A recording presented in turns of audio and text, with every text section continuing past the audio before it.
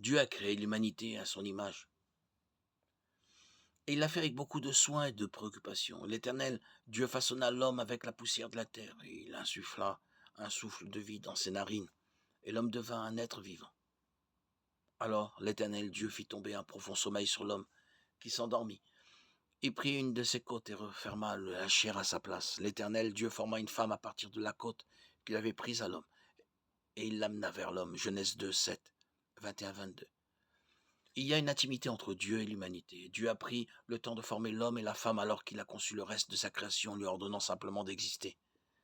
Il leur a donné domination sur la terre, Genèse 1, 28, et c'est lié directement à Adam et Ève. Après la chute, le couple s'est caché de Dieu lorsqu'il venait parcourir le jardin vers le soir, Genèse 3, 8.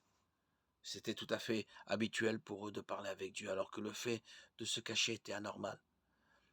Notre relation avec Dieu a été rompue avec la chute, mais son amour est resté intact.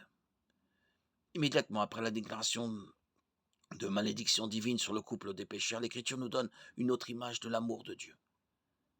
L'Éternel Dieu fit des habits en peau pour Adam et pour sa femme, et il les leur mit.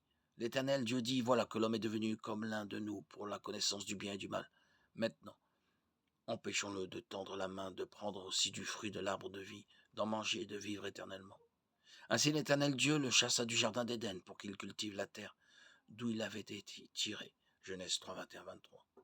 L'action de Dieu ici n'est pas vindicative ou punitive, mais protectrice.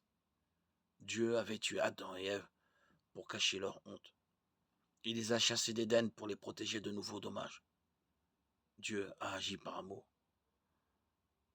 Ensuite, le plan de rédemption et de restauration de Dieu a commencé à se dérouler, un plan non plus conçu après la chute, mais avant même la création. 1 Pierre 1,20. Dieu aime tellement l'humanité qu'il a choisi de nous créer, même en sachant le chagrin que cela lui causerait de nous racheter.